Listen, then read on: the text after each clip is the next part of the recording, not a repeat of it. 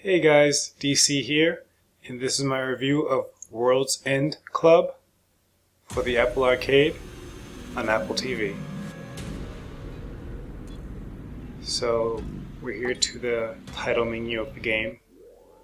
Before we start, I'm just going to take a look at the options like I normally do. Now, language there, you can see that it was in English as far as the subtitles. When I started playing this game, it was still going through updates. So you'll notice here real quickly once we start that the voice actors and the way they speak, I think is in either Japanese, Mandarin, or Oriental. You'll see that, but the subtitles are in English.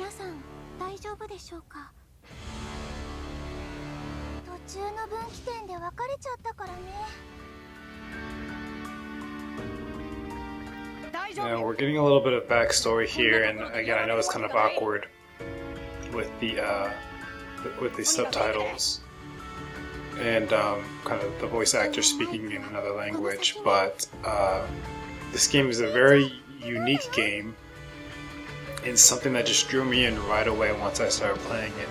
So it's not your standard adventure action game, and we're gonna actually go through tutorials here, just so we can, so I can show you guys some of the basic movements.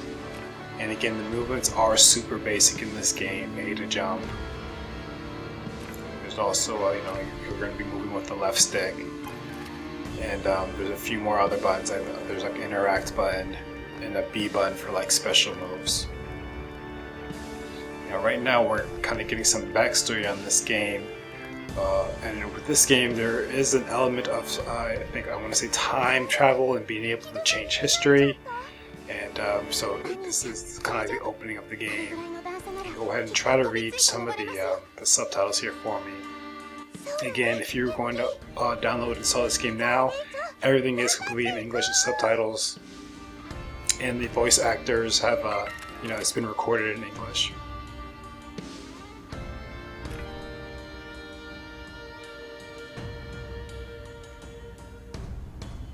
But yeah, this game has a very sort of unique story. The way that the story develops is just crazy to me. I think it has the opportunity to potentially become a movie in the future, depending on if this game takes off or not. It's just very well written, and it's not your standard game. So, a lot of games, it takes a certain amount of dexterity with the controller and timing and things like that to be at a certain point. This game does not take much to kind of get through. It's really more story based, and kind of just being able to navigate through your environment is the biggest thing, but not really strong skill development with directions and jumping and using certain movements. So our characters are progressing through this very unique stage and a very unique sort of layout here.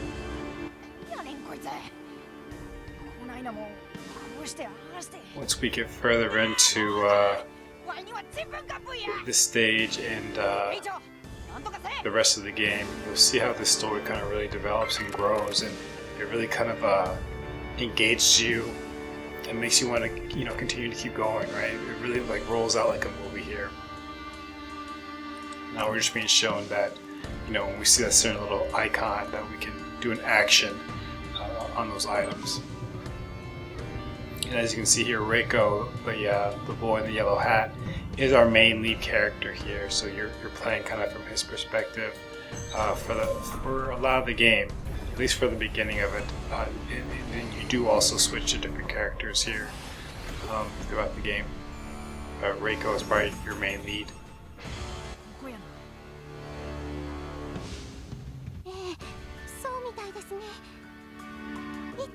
So right now we're kind of like in a distorted sort of future based on the decisions that the characters made in the past here.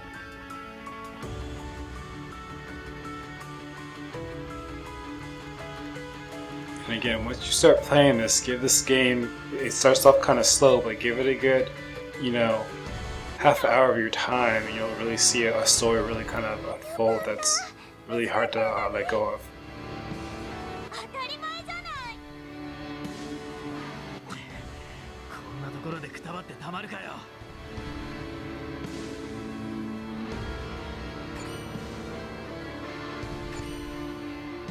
Yeah, once I got past sort of this opening sort of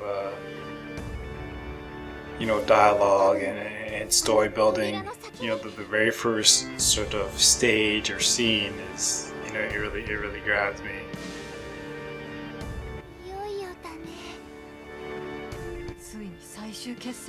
And now looking back at this, because again, this kind of, when I was playing through this initially, I wasn't paying attention too much. I was engaged in the story, but now this just gives me actually a chance to kind of go back and see how this played out, at the end of the story, because right now, in theory, we're looking at the end of the story as opposed to the beginning.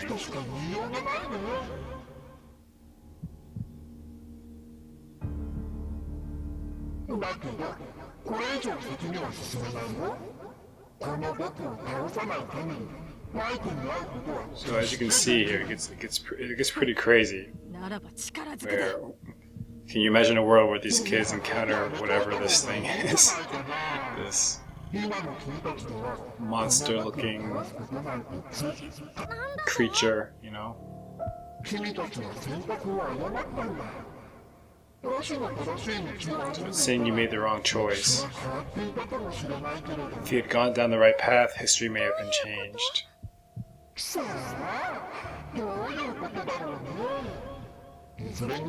This monster's holding some information.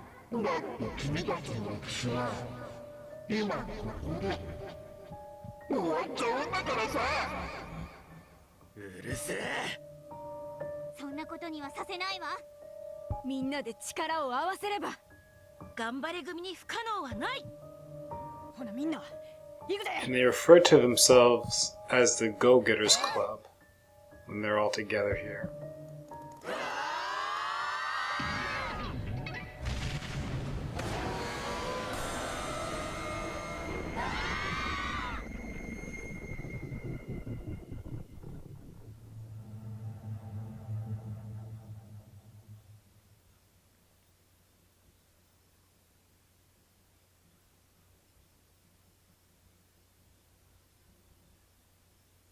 The answer lies in the past as far as why this all happened.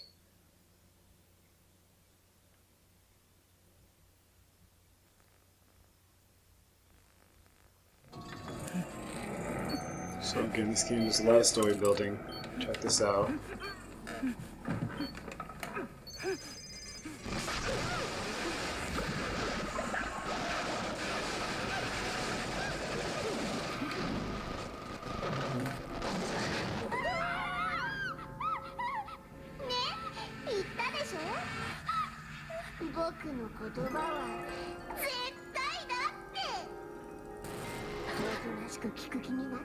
There goes one of our main antagonists right here.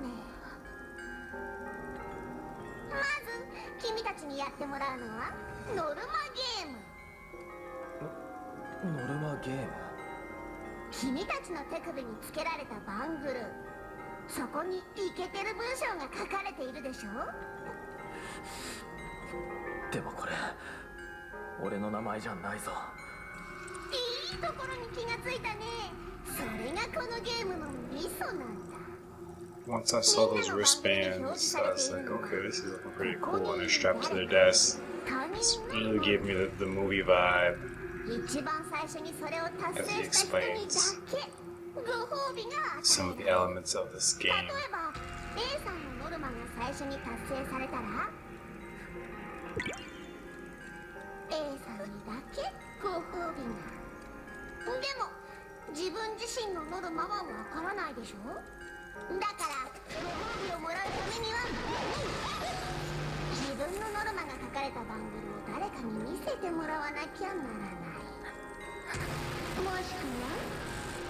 無理やり奪い取るって手もあるけどね。そのバングルを持っている誰か。Yeah, this is super creepy. And, you know, it goes from just being a child's game. And this is the movie they're watching, right? So, again, they're on a field trip, these kids, and they're watching a show or movie. And it seems, you know, a little bit rated for them to be watching this show. Okay, and again, this is set July 13th, 1995. So, I wonder what this, you know, the significance is of that year, that date, that time. It's not present day as far as where this is set. You know, we see a meteor hit the city. And I think this looks so cool here.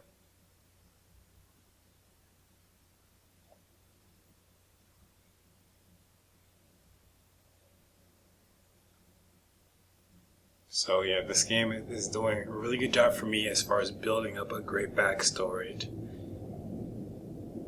And that scene that we were watching, obviously, it may look a little bit different for you, just because, again, I did not have the voice actors. It was not changed to English yet when I started playing this game.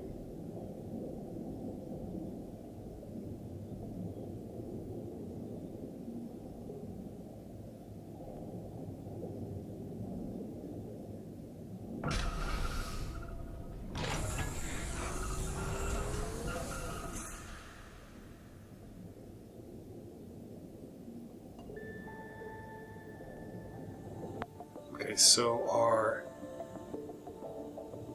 cast of characters kind of wakes up in this underwater amusement park, I think is how it's described in the game.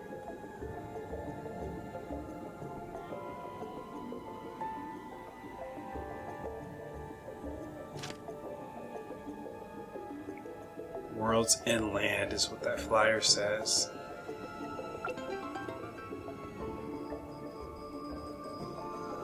Obtain the flyer. This is just showing us some of the game content. Kind of the menu screen, rather. Press the start button to get to our main menu screen. What I'm going to do here, I'm going to fast forward a little bit here to get to more of the explanation in the game as far as this first act.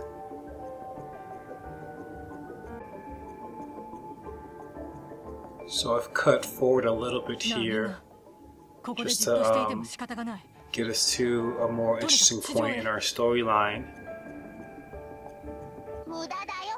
We get to meet our main antagonist for this first section of the story. He's letting us know that we've been trapped in an underwater theme park, and he's going to give us the rules of the game. So if you guys like scary movies, it gives you sort of that Saw type of feel. Escape room, maybe.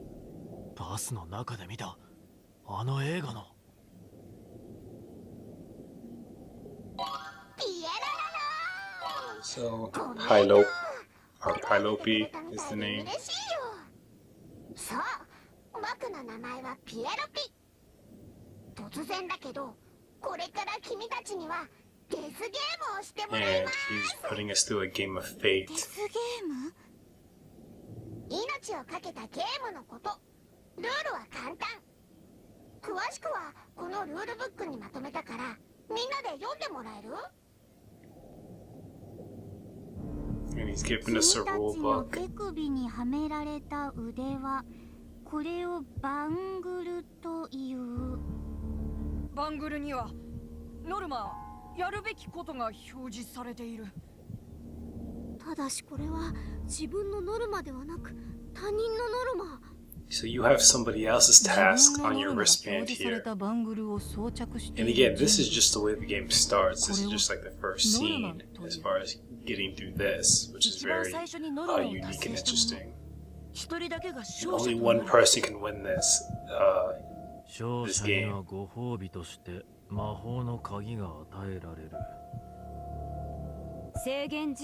The rest, if you don't win, you die essentially, is the way that the game is set up. 勝者が現れない場合は全員揃って And the game gives us 60 minutes to get through this. ノルマゲーム？これもあの映画のやつと同じじゃない。うん。君たちの中には物覚えの悪いバカもいるから、そうして丁寧にルール説明を書いてあげたんだよ。どう？わかりやすいでしょ。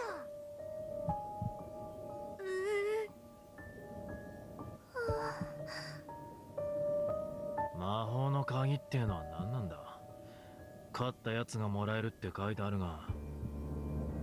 鍵穴のついたものなら何でも開けることができる。いわばマスターキー。 So the master key is the way that もちろんそれを使えば they are able to get out of this underwater theme park, but only one of them can leave. The way that the game is set up. 君たちはこの海底遊園地に監禁されてる。その鍵を使わない限り決して外に出ることはできない。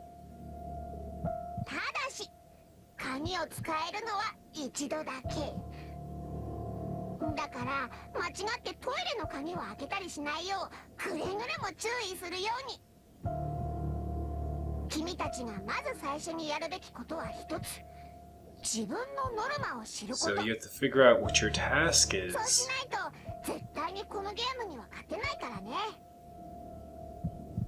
And perform it without anybody else figuring out what their task is performing it, because you'll be the first one to perform it, and once one person performs it, everyone else loses. So that creates sort of a lot of stress within the party here. You can see Vanilla's task is to eat a marshmallow, and Vanilla is the girl in the pink, or with the pink hair and the white dress. Or white skirt, rather. こっそりとノルマンのバングルを盗み見てもいいし、そいつに取引を持ちかけてもいい。 So now he's just giving a strategy on how to approach this. だけど、一番手っ取り早いのは、ノルマンの息の根を止めちゃうことじゃないかな。 And again, this will sound so much better on your end because again the voice acting has been dubbed for English.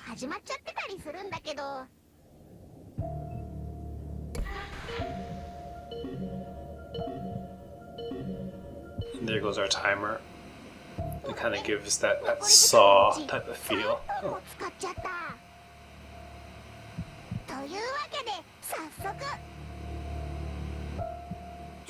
So I really like the element of this, because again, you know, we have a game that looks kind of cartoony, kind of childish, but again, we're dealing with a very serious matter here. Just to start off the bat, this is the way the game opens up, where it's like a life or death situation.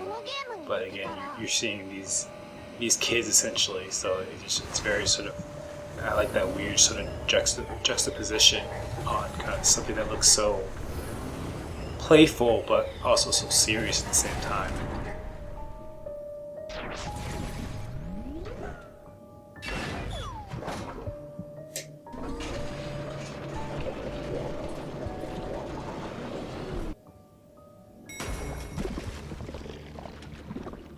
So yeah, it's just showing us an example of what happens to the kids. If you're the one who is unable to complete a task, or if somebody completes a task before you. And a lot of these tasks within this game here, this setup, are linked to one another, where if one person gets eaten or something like that happens to them, it's almost like a chain reaction between two or three other players, where if one person can't complete their task, then within a certain amount of time, and then the other person will also be, eaten or die.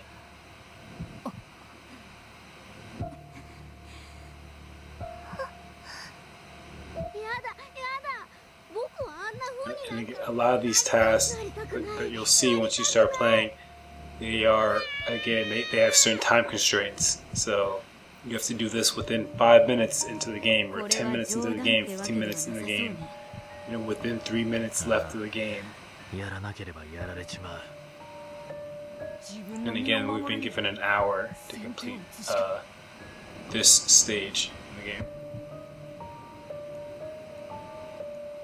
レイちゃん、ここはピエロピの言うことに素直に従った方が。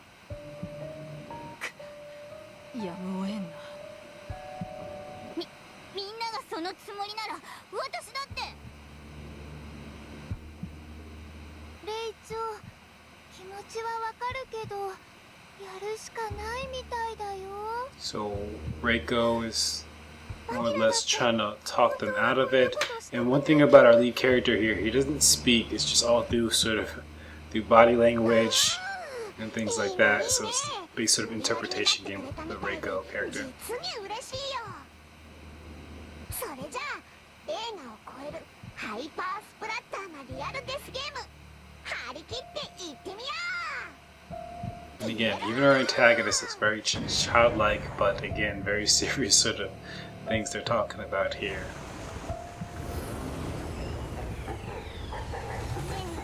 私のノルマンは誰なの？中古の So, ノルマンを知ってる人。 That's my review on the game. And again, I can't give too much gameplay away. A lot of it's really story driven, so I'm not gonna give you guys any more, I guess, information on the gameplay itself. You saw a little bit of that in the beginning, but this game is really about the story. So if you like a good story, a good mystery, there is a little bit of, I don't know,